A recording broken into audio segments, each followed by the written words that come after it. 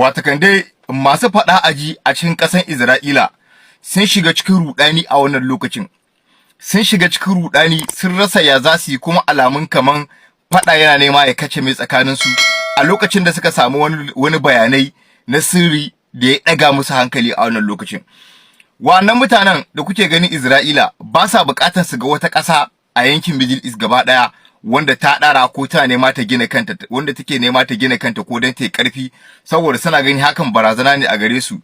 Sakamakon duk a lokacin da wata ƙasa ta yi ƙarfi to ba za su samu control akan wannan ƙasan ba, kuma su suna so su mulka gaba ɗaya yankin ne, zamanto cewa suke sawa a yi kuma suke hanawa a hannu a wannan yankuna din.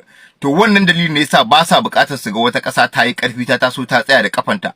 Suna so duka wannan yankin su kasance kaman bayi, kaman yanda ake lokacin mulkin bayi, tura su kama Afirka su je su saida su wannan haka suke so wannan yankin ta dawoma karkashin su, suke mulkin duka wannan yankuna din.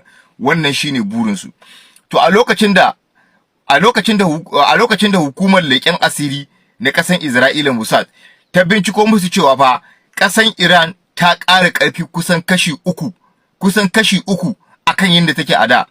Ma'ana dai makaman ƙasan Iran da ta yi asaran su a lokacin da aka yi yakin nan na kwana 12, Iran ta ƙara ninka su da kashi 3. Dukkan wani makami da Iran ta yi amfani da shi a wannan lokacin to yanzu ta ninka shi da kashi 3. Kuma su ƙara tabbatar musu da cewa fa a wannan lokacin Iran tana da gine-gine da ƙarƙashin ƙasa inda ta tara makamanta, wanda wuraren nan a cike suke da miza drone wanda ta yi amfani da su a wancan lokuta ɗaya, dan ta ƙara ninninka su wurin ninki 3, ta cike ko ina fam da makamai, kuma ta shirya shiri na gaskiya na yaƙi a wannan lokacin. Shi yasa a wannan lokacin suka ce Iran din ma ita take so ma a yi faɗa ma a wannan lokacin. Wannan yana ɗaya daga cikin dalilin da kwanaki Iran take gaya musu cewa idan Isra'ila ta kuskura ko ta yi ganganci ta kai ma Iran hari, to sun mata alƙawari cewa wannan yakin ba zai kai kwana 12 da aka yi ba kamar yadda aka yi na wancan karin. Wannan karin ba zai kai kwana 12 ba, sai sun tabbatar sun mai da Isra'ila sai sun munanta Isra'ila, ma'ana sai ta fi Gaza muni a yanda za su yi ma Isra'ila a ƙasa da kwana 12 na sun ma duniya alƙawarin wannan abin. In dai Isra'ila ta kai masa hari to tabbas sai Gaza ta fi Isra'ila kyau. Wannan dalilin ne bayan furucin Iran ta yi tun daga wannan lokacin, kuma da Musa ta zurfafa bincikenta tare wa'annan makaman da ake magana, tun daga kan jiragen yaƙi da ta siya daga hannun Rasha, ta siya daga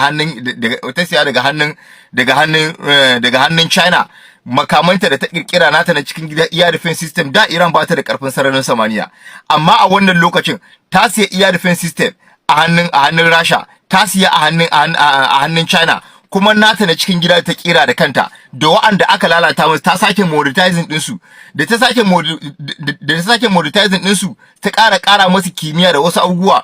Yanzu Iran da ta tare air defense system, ta tare makamai, jiragen yaƙi na fita hankali. Tun daga wannan lokacin ƙasar Isra'ila ta shiga wani ɗimuwa, suke nema su yi faɗa tsakanin su, cewa ya aka bari Iran har ta yi irin wannan shirin, har ta ƙara wannan ƙarfin.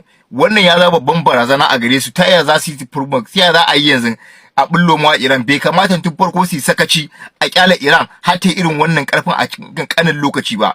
Yanzu yanda ta yi karfin nan fa, Iran din ita ke nema ma yanzu a yi fada. Iran din ita ke so a yi fada. Ita yanzu Iran har buri take ma su takalo ta. A lokacin da shugaban kasar Rasha Vladimir Putin ya gana da Benjamin Netanyahu ya ba ma shugaban kasar Rasha sako ya gaya ma gwamnatin Iran. Ya gaya ma gwamnatin Iran cewa su a yanzu ba su da shirin yin fada da kowa yanzu haka, kuma a ajandar su ba sa shirin su ƙara kai mawa ƙasan Iran hari. To a yanzu haka kawai Iran su kwantar da hankalin su, kuma suna gayyatar Iran da su zo su haɗa kai domin su samu sasanci, kuma sannan a tafiyar da tattalin arziki na duniya gabaki daya. Da haka a shiga kasuwanci, a daina maganan fada tsakanin su da Iran. A lokacin da Iran ta samu wannan bayani, martanin da Iran ta gaya masa cewa Iran ta ce har abada, har duniya ta tashi, ƙasan Iran ba za ta taɓa amincewa da ƙasan Isra'ila ba. Ita ba ta yadda da wani ƙasa ma Isra'ila, wa akwai wata ƙasa a duniya mai wanda ake kira da Isra'ila ba. Ta ɗaukar ta a matsayin illegal ƙasa ne, ba ƙasa bane mai cin gashin kanta, har yanzu bata amince da ita a matsayin ƙasa ba, ta recognizing ɗinta a matsayin state ba. Kuma sannan Iran ta ƙara maimaita ma ƙasar Isra'ila cewa har abada ba za ta ƙara yarda da su ba, saboda da ita da America har abada ba za su yarda da su ba. Ta ce babba ta ma yarda da America ba, ita take ƙasa, balantana Isra'ila ita ba amma amince da ita a matsayin ƙasa ba. Don haka ba wani sasanci tsakanin su, kuma babu wani zama da za su yi domin tattauna har abada. Don haka su tafi da tayinsu da suka yi musu ba sa bukata. To a yanzu dai wanda abin da ke tafiya a ƙasa kenan a wannan lokacin, jami'an tsaron leƙen asiri na ƙasar Isra'ila wata Musa sun binciko shirin da Iran ta yi, kuma sun tabbatar wannan fatin karin Iran a wannan lokacin ba ƙaramin abu bane. Sun tabbatar da maganar da Iran ta gaya musu ƙasa da kwana 12 za su maida sai ƙasan Gaza, sai Gaza ta fi Isra'ila kyau. To kuma a yanzu haka Iran tana nan, akwai wani shiri da Iran take a yanzu haka na gina bonka wanda za ta gina su a kowane yankuna, wanda kuke ganin su idan wani abu ya faru a kasashen Turawa ko Isra'ila lokacin da aka yakin kwana 15 nan, za ku ga mutanen ƙasar Isra'ila da zarar an buloyin sarin alam, za ku ga mutane suna gudu suna shiga ƙarƙashin ƙasa suna ɓoye a cikin wannan bonka din. To Iran ita ma tana nan tana shirin gine-ginen wa'annan abubuwa din, dan saboda mutanen ƙasar ta gina su a kowace jiha, a kowace local government da kowace area, yadda duk abin da ya faru in aka kawo mata hari ko wani abu, za ta yi press wannan alamun saboda mutanen cikin kasanta duka su shiga wannan wuraren su boye a cikin sakamakon kar wani abu ma ko wani abu ya same su idan harbo mizar ko wani abu idan harbo shi kai ya same su. To a yanzu haka dai wannan dalili ne ya ƙara firgita ƙasan Isra'ila, take gani cewa fa gaba ɗaya Iran ta riga ta kwace mata, Iran kuma ta yi ƙarfin da yanzu riko ta zai musu batakar wahala, ba ita ba har ƙasan America din. To a yanzu ba mu san me kuma Isra'ila za ta ƙara kitsawa akan wannan akan Iran ba da ita da Amerika. Shugaban rundunar soja na ƙasa na Najeriya, Lieutenant General YD Shu'aibu, ya gana da shugaban Bola Ahmed Tinubu a yammacin yau a fadan shugaban ƙasa da ke Presidential Villa a Abuja.